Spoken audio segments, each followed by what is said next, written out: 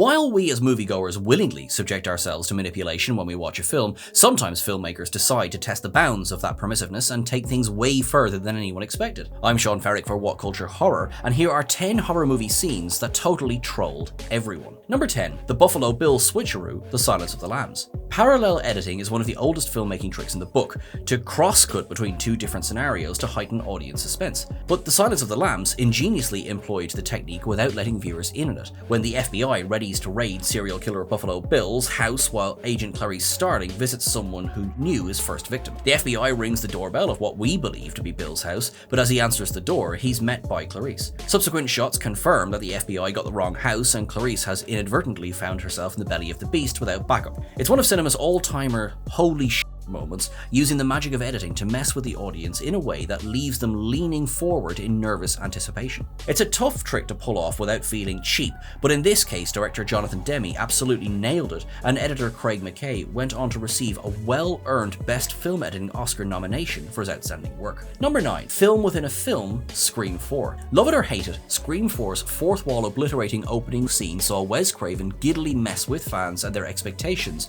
of a pre-title sequence.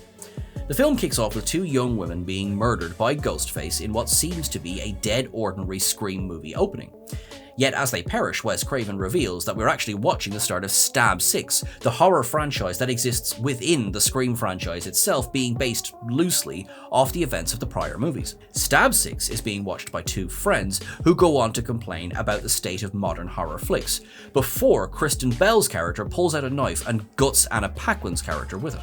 Craven then pulls back once more to reveal that this is Stab 7 and is being watched by Jenny and Marnie, who turn out to be Scream 4's first real victims, as they're slaughtered by Ghostface moments later. This marked a clear attempt to one-up the memorable openings of the previous Scream films, and while some feel that it ultimately went a few measures too meta for its own good, it certainly got the film off to an unpredictable anything-goes start. Number 8.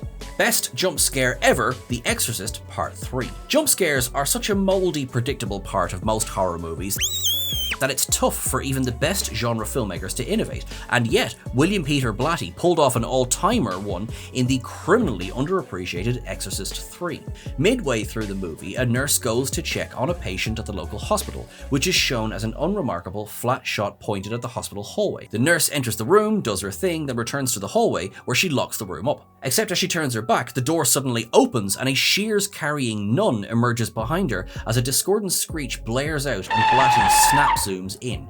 We then cut to a decapitated statue, making it clear what just happened to the nurse even while we don't actually see the grisly outcome. Blatty masterfully plays with our expectations here, taking a seemingly banal camera shot and using it to lure the audience into a false sense of security, before letting loose with one of the most terrifying scenes in the history of horror cinema. Number 7. Gremlins break the movie, Gremlins 2, The New Batch. Gremlins 2 is a feature-length exercise in director Joe Dante seeing what he could persuade Warner Brothers to bankroll, and clearly the answer is a lot. But the film's wacky shenanigans reach a hilariously daft fever pitch when the Gremlins decide to mess with the very movie itself, breaking into your cinema projectionist's booth and sabotaging the reel, causing the celluloid to fizzle away. At that moment, we cut to a cinema where an usher enters the screen and finds Hulk Hogan, who is also trying to watch Gremlins 2.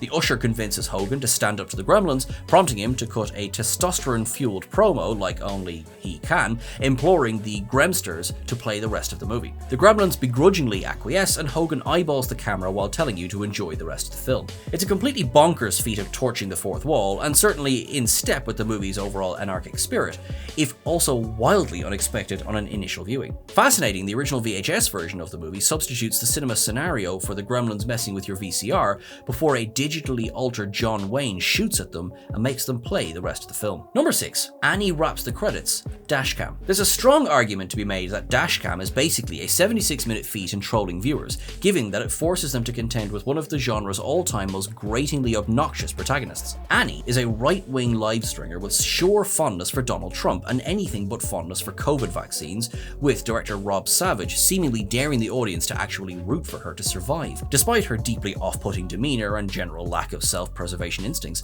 Annie inexplicably survives her horrid run-in with a supernatural force in London, but even when the end credits roll, the torment isn't quite over. Dashcam's credits bring Annie back to wrap the entire roll call of cast and crew in an excruciatingly vulgar sequence that drags on for the better part of 10 minutes. Again, it felt like Savage was basically daring viewers to keep watching rather than just turn the movie off, which was certainly a fitting way to wrap up such a confrontingly disagreeable film. Number 5. No ending, The Devil Inside. There's messing with your audience, and then there's straight up shortchanging paying customers to save some money. 2012's infamous found footage film The Devil Inside ends abruptly with the central characters being involved in a car accident, all while possessed filmmaker Isabella disappears into the night. A title card then appears explaining that the case remains unsolved, and you should visit therossifiles.com to learn more about the present investigation. What the hell? To just abruptly cut the movie off and then point the audience to a website that went down a few short years after the film's release no less, showed a jaw-dropping lack of respect for the people forking out the cash to go see it. The non-ending even led some viewers to seek refunds from Paramount. Yet the greatest troll of all might be that The Devil Inside ended up grossing over $100 million on a mere $1 million budget. That's one hell of a successful grift. Number 4. Hit the road, Jack. The House That Jack Built. Lars von Trier's deeply nasty serial killer movie, The House That Jack Built, is 2.5 hours of the filmmaker chastising the audience, of seeing just how far he can push the bounds of taste and decency without losing them entirely. But for those who dared to stick around to the end, von Trier decides to close the movie out on a hilariously unexpected joke. In the final scene, Jack attempts to escape the ninth circle of hell by climbing to a stairway, only to slip and fall to his death in the fiery abyss below. Von Trier holds on the brimstone for a few seconds before suddenly smash cutting to the credits, which are scored by Ray Charles's Hit the Road, Jack. To end such a horrifically brutal and nihilistic film with a peppy pop classic, which signals Jack's mortal sign-off, is a choice, and to be honest with you, a pretty funny one. Number 3. The Audience Dies, The Final Destination.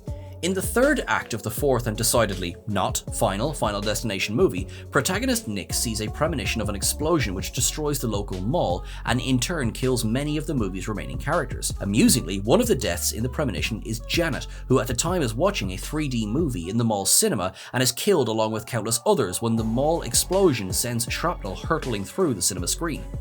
Clearly the filmmakers couldn't help but wink at those watching this movie itself in the cinema, in 3D no less.